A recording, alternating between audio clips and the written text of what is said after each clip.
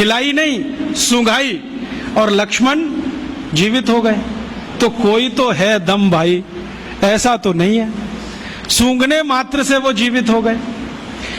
हम तो ये महाभारत की कहानी देखते हैं, युद्ध चला है और आप जानते हैं भयंकर युद्ध चला है। भारत के पिछले हजारों साल के इतिहास में सबसे भयंकर युद्ध हुआ है तो महाभारत का युद्ध हुआ है, जिसमें थोड़े बहुत नहीं लाखों लोग मारे गए। लेकिन उस युद्ध में बार बार हमें यह पता चलता है कि सवेरे से शाम तक युद्ध होता है, रात को सभी पालों के वैद्य अपने अपने घायल सैनिकों के घावों पर मरहम लगा रहे हैं, लेपन कर रहे हैं और अगले दिन वो फिर युद्ध के लिए तैयार हो रहे हैं। ऐसी कौन सी चिकित्सा पद्धति दुनिया में है जो 12 घंटे में आदमी को लड़ने के लिए तैयार कर दे? और महाभारत की ऐसी एक नहीं सैकड़ों कहानियां, उसमें से तो एक कहानी मैं बताता हूं। कौरवों की कहानी जानते हो? 100 थे। एक माता के 100 पुत्र कैसे हो गए? एक माता के 100 पुत्र कैसे हो गए? और अद्भुत बात जो समझने की है, वो 100 के 100 सभी पुत्र एक जैसे, ऊंचाई में एक जैसे, चौड़ाई में एक जैसे, लंबाई सबकी बराबर, हाथों की लंबाई बराबर, शरीर सबका एक जैसा, चेहरा सबका एक जैसा। बड़ा मुश्किल पहचानना। तो ये तो भाई कोई क्लोनिंग हुआ हो तभी संभव है, वरना कैसे संभव है? अभी तो हम प्राकृतिक तरीके से जानते हैं कि 2 ट्विंस भी पैदा हो जाएं तो एक जैसे नहीं होते, लेकिन कौरव तो सबके सब एक जैसे। तो शायद उस समय कोई बड़े महान चिकित्सक रहे हों जिन्होंने गांधारी के रक्त में से कुछ निकालकर क्लोन कर दिया हो, या उनके गर्भाशय से कुछ निकालकर क्लोन किया हो, उसमें से ये कौरव पैदा हुए हों। तो ये क्लोनिंग की टेक्नोलॉजी तो 5000 साल पहले इस देश में थी। यूरोप तो अभी जान रहा है इसको, और यूरोप अभी तक भेड़ बकरियों पर प्रयोग कर रहा है। यहां तो आदमियों पर प्रयोग 5000 साल पहले हुआ। तो कोई तो दम होगा इसमें। हमारे सुश्रुत संहिता को आप जानते ही हैं, आप में से शायद किसी ने पढ़ा होगा, नहीं पढ़ा तो जरूर पढ़िए। सुश्रुत संहिता में बहुत साल से पढ़ता रहता हूं। हालांकि मेरा विषय तो इलेक्ट्रॉनिक्स है, लेकिन मुझे इसमें इंटरेस्ट है।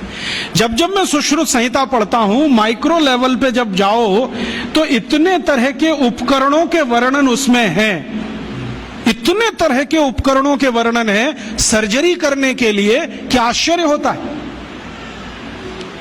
अगर सुश्रुत संहिता से एक एक उपकरण को निकालकर लिस्ट बना दी जाए तो आज के आधुनिक सर्जरी में जितने उपकरण हैं उससे कम नहीं है।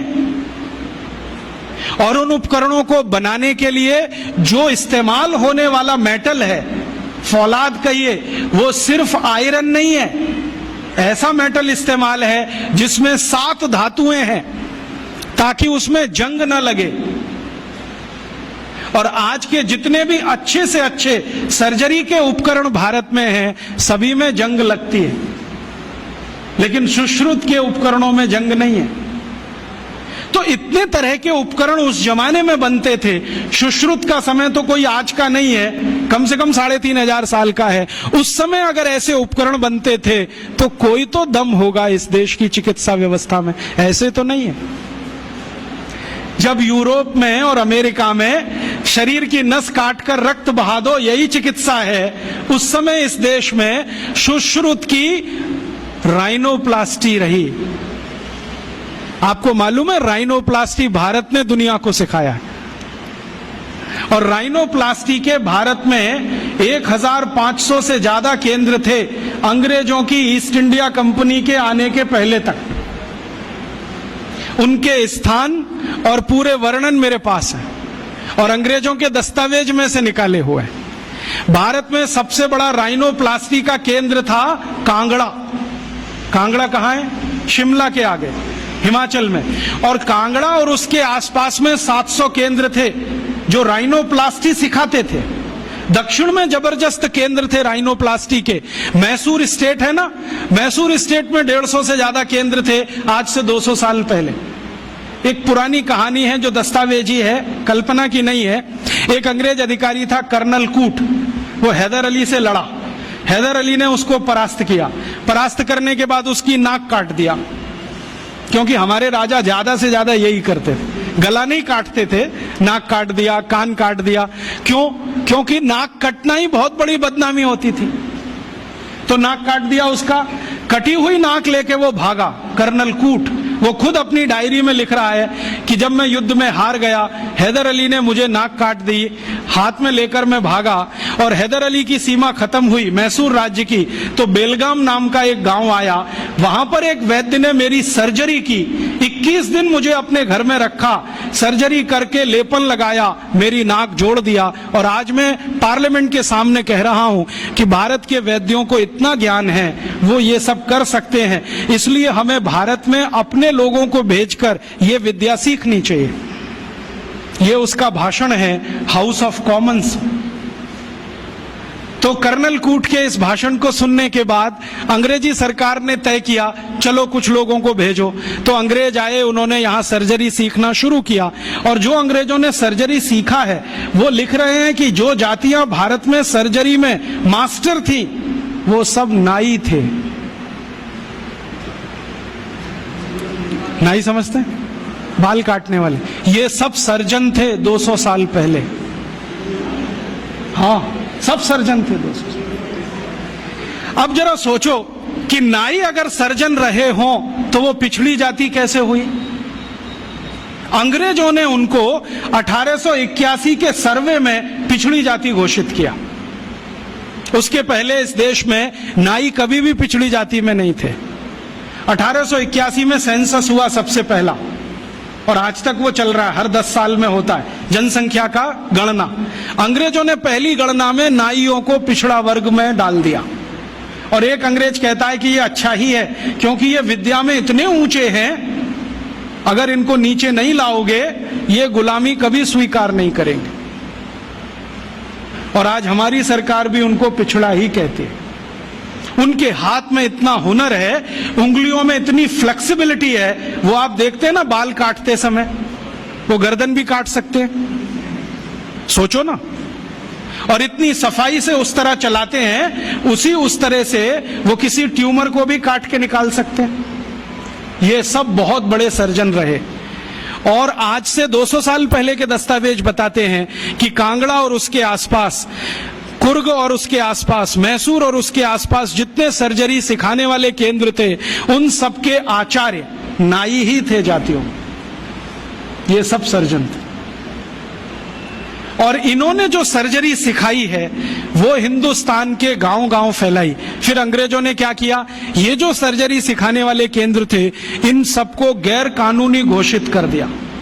एक कानून बनाया जिसका दुर्भाग्य से नाम है इंडियन एजुकेशन एक्ट। उसमें इंडियन कुछ भी नहीं है, नाम उसका इंडियन एजुकेशन एक्ट। उस कानून में उन्होंने ये तय किया कि भारतीय विद्याओं को सिखाने वाले जितने भी केंद्र हैं वो सब गैर कानूनी।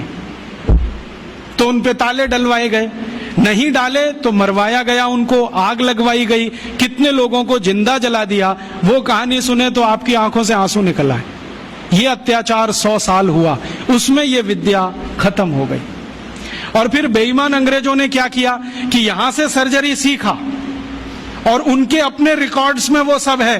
हिंदुस्तान को ये बताया कि देखो हम तुम्हें वापस सिखा रहे हैं। और यहां से सर्जरी सीखकर जो डॉक्टर बने लंदन में, उन्होंने fellow of the royal society की स्थापना की, जिसमें डिग्री लेने के लिए आज हमारे डॉक्टर जा रहे हैं। और उस प्रमाण पत्र को लाके दरवाजे पे बड़ा टांगते हैं। मैं देखो FRS, उसमें शहद लगा के चाटो तो विटामिन C भी ना मिले। ये स्थिति है, इतना उलट गया सब कुछ। सर्जरी में ये था, मेडिसिन में इससे अद्भुत था भारत। और मेडिसिन में अद्भुत होने का कारण है विशेष किस्म की दवाएं यहां पर हैं। ऐसी ऐसी अद्भुत दवाएं हैं जो आप कल्पना नहीं करें, काम ना करे आपकी कल्पना। मैं आज भी ऐसे बहुत वैद्यों को जानता हूं जिनके पास कोई फॉर्मल एजुकेशन नहीं है, जो स्कूल कॉलेज में भी नहीं गए हैं। आपकी नाड़ी अगर पकड़ ली तो बता देंगे 7 दिन पहले से क्या क्या खा रहे हैं आप। और ज्यादा दूर नहीं है, इसी जयपुर शहर में, इसी जयपुर शहर में। उनका कोई फॉर्मल एजुकेशन नहीं है, वो सिर्फ नारी पकड़ते हैं। मैं गया हूं 2 बार, वो 7 दिन पहले का मुझे बता दिया, पिछले रविवार को ये खाया, सोमवार को ये खाया, मंगल को ये खाया, बुध को ये खाया। ये भाई कौन सा विज्ञान है? ये तो दुनिया से करोड़ों रुपए खर्च करके लाई गई मशीनें नहीं बता पाती कि हफ्ते भर पहले हमने क्या खाया था। और नाड़ी पकड़ के सारा का सारा डायग्नोस कर लेना कि आपको यही है और वही निकले, ये तो कुछ अद्भुत है। ये कोई सामान्य विद्या नहीं है भाई। मैंने ऐसे तमाम वैद्यों को देखा है जो नाड़ी पकड़ के बताते हैं कि आपको ट्यूमर है, गर्भाशय में है, यहां है। और हम जब आधुनिक चिकित्सा शास्त्र में परीक्षण कराते हैं वही निकलता है। एक वैद्य तो मैंने ऐसे भी देखे हैं केरल में, कोटक्कला में, वो साइज बता देते हैं, इस साइज का है, नाड़ी पकड़ी और बता दिया इस साइज का है, और वही निकलता है। इसका माने इस भारतीय विद्या में कोई दम है, और वो दम अगर हमको दिखाई दे जाए तो आत्मविश्वास हमारा लौट आएगा और हमारी हीन भावना कुछ कम हो जाएगी। और हीन भावना कम हो जाए तो हम शायद दुनिया जीत लेंगे।